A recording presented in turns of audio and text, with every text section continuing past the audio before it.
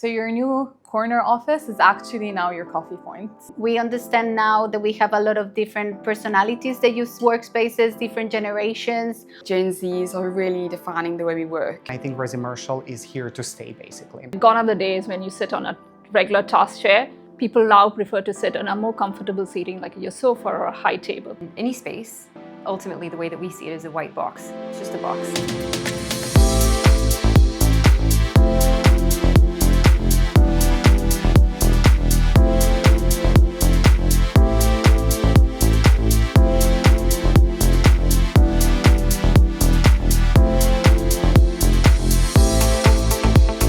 FF&E plays a huge role in the workplace. So again, from your simple furniture selection, from tables, coffee tables, chairs, not only workplace furniture, we're creating our specification sheets from or picking from. We're looking at residential furniture. And then obviously we also look at the actual tactile finishes, floor finishes, wall finishes, ceiling, which really helps and create a certain atmosphere for the designer and the employee.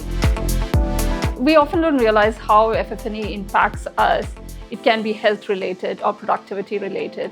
FF&E adds to certain things like I mentioned, like thermal comfort, which often we have to consider when we design for different employees or workplaces, just make sure that we cater to all kinds of people.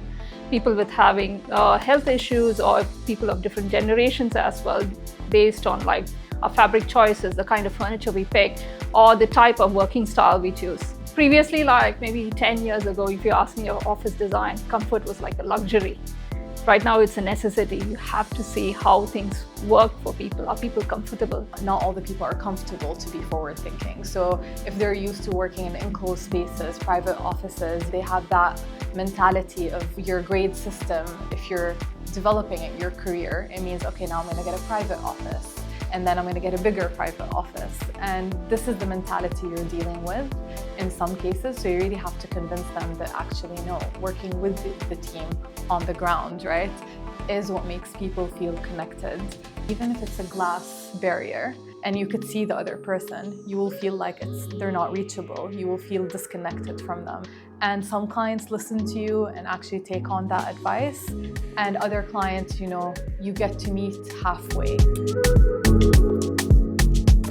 More people are working from home and we have more hybrid setups than ever before. So we don't have this mentality of one-to-one desking, and it means that we can provide spaces that do multiple things at one time. So yes, of course there needs to be desks. There do need to be some desks within an office, but we can create quiet zones and we can create collaborative zones and we can create wellness zones and all kinds of other things, driving traffic back into the office so that you can work from home, or you can come into the office and you have the environments in an office that you wouldn't have in a home environment. And then you've got the social side of the office as well, where you can bring people together, and that's really where the company culture is built.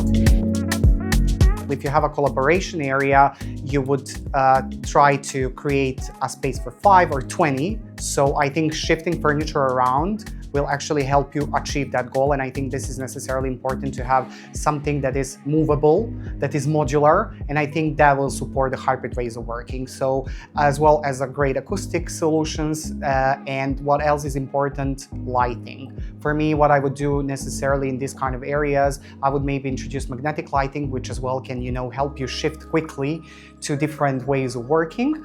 And as well, power, for example, I would allow for extra provisions within certain zones so that you can easily readjust the space and possibly try and use technology in the best possible way, especially now where we're shifting from, work from home / work from the office. So these hybrid modes of working.